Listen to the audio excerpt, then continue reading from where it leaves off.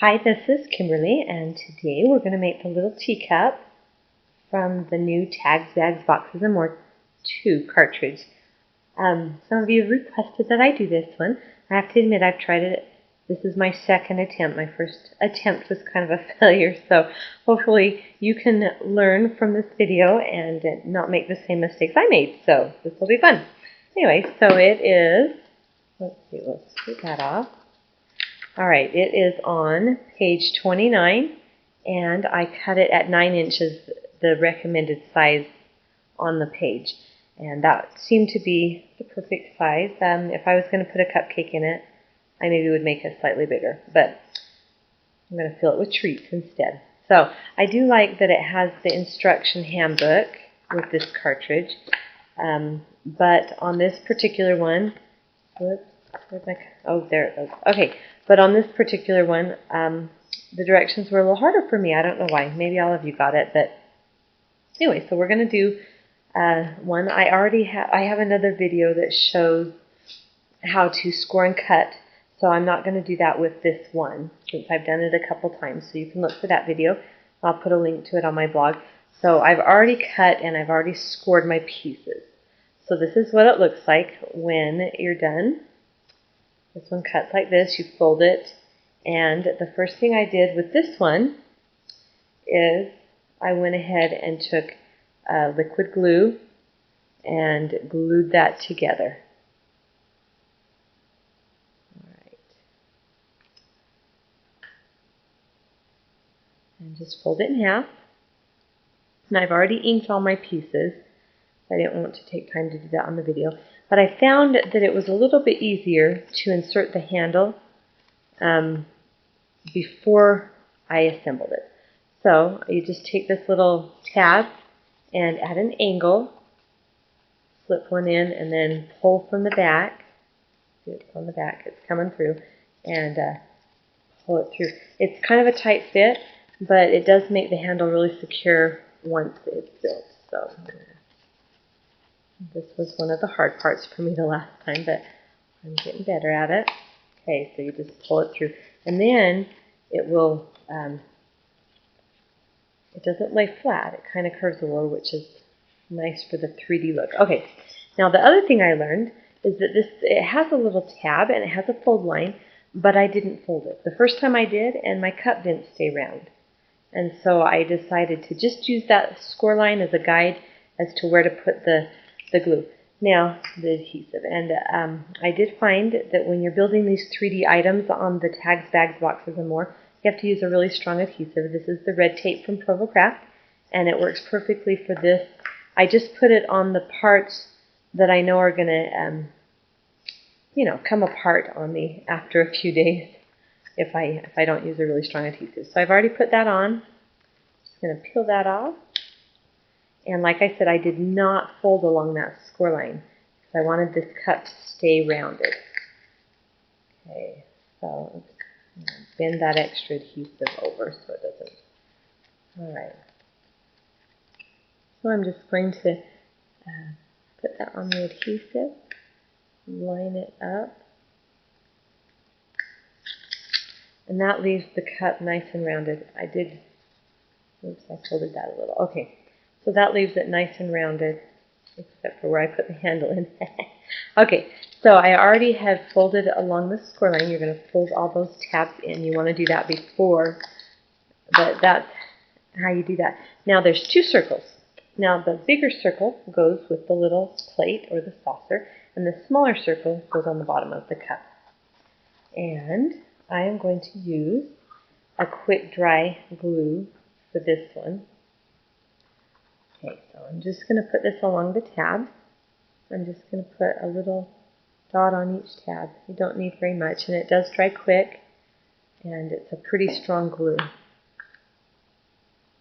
Okay, and you want to hold it in place for just a minute. And it doesn't hurt to come from the top and press down on those tabs on the inside. It dries clear, so it's all good. Okay, so now we have the cup. And it actually went together really fast. And we'll just set that aside and let that dry. Now this one has the little tabs on here. I don't know if you can see the score line.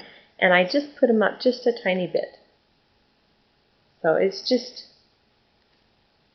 for the glue to have something to hold to. And I did use the red tape on this tab. And once again, I did not fold it on the score line because I want my plate to be rounded and not have a fold in it.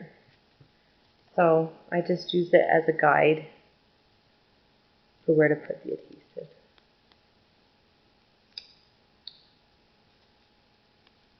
Okay, so now the plate stands up a little bit off the table here. All right, so this is how this larger circle goes in. And once again, you're going to take your quick dry liquid glue and just run a line around there.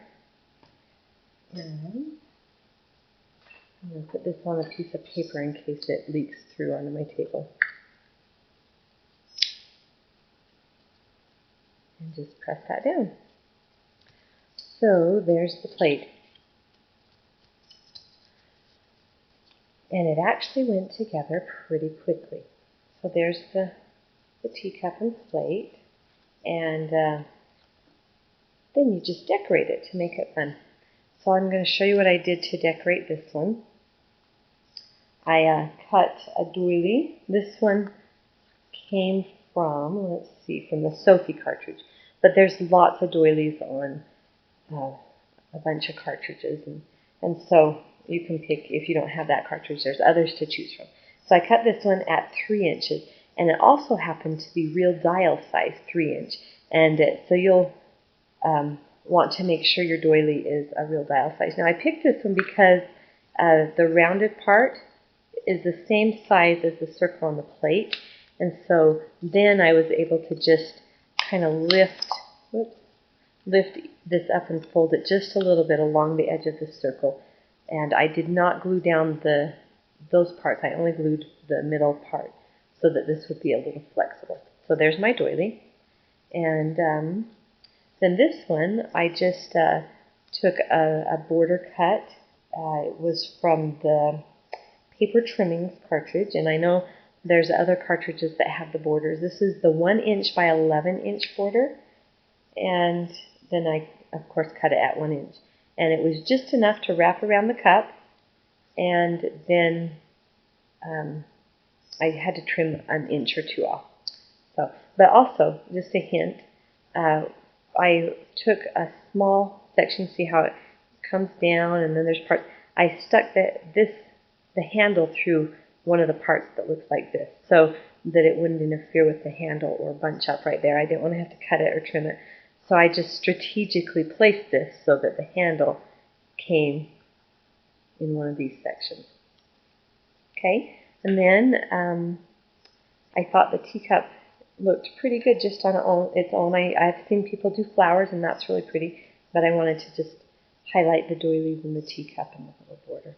So I did tie a bow with crinkle ribbon. This is the vanilla bean, and then I made a little tag, and I'm going to show you that because it's one of my new stamp sets, and I wanted to show you some fun things about the tags. So here's the tags. Now all of these little sentiments fit inside the tags. These two are slightly bigger. You can see that the stitching or the pen work, the little dashed lines, fit inside the tag shape. So these two are slightly bigger and these two are slightly smaller, and this one is dashes and dots, and this one's just dashes. So we'll go ahead and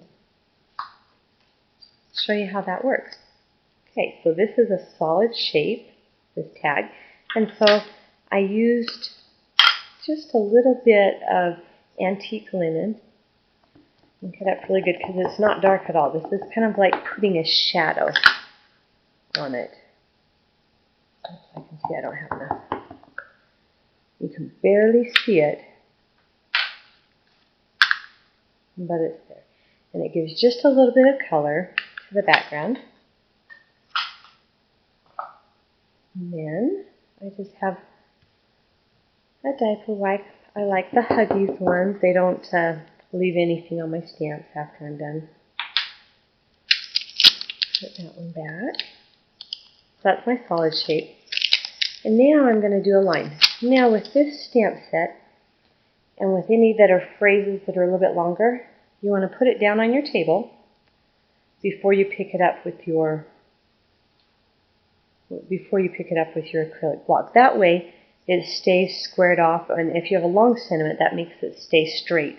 If you just slap it on the acrylic block, then it might not be positioned the way you want it. So put it on your table and grab it. I'm using Close to My Heart. It is the cocoa colored ink. I am a Close to My Heart consultant, so if you need to order any inks, you can get those through me. Okay, so open that up. Now the cool thing is about the clear stamps is we can see where that other line or the shadow was. So now that's stamped. We'll clean off my stamp. Now I wanted to add some little lines. I like to do that on my tags, and we'll go with let's go with the dashes.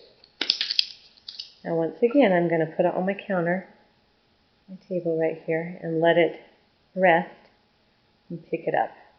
Okay, put that back in the ink.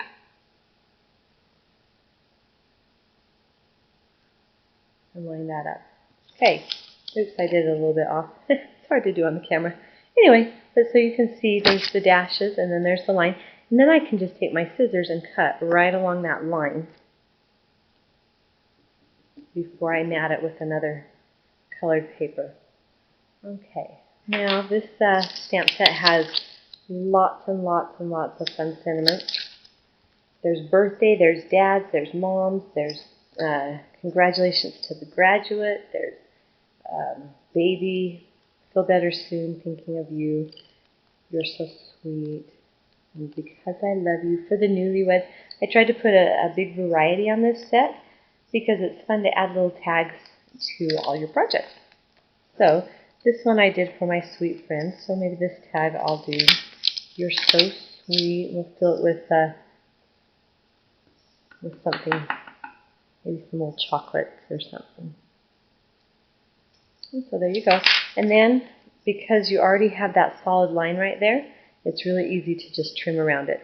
Now on this one, I close my ink pad so it doesn't dry out.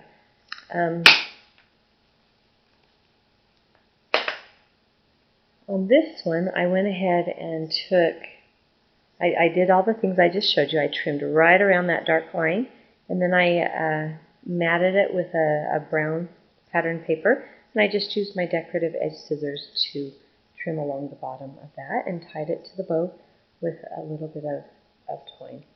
So there is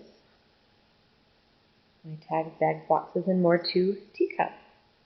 I'm glad I gave it a second try. Thanks for watching.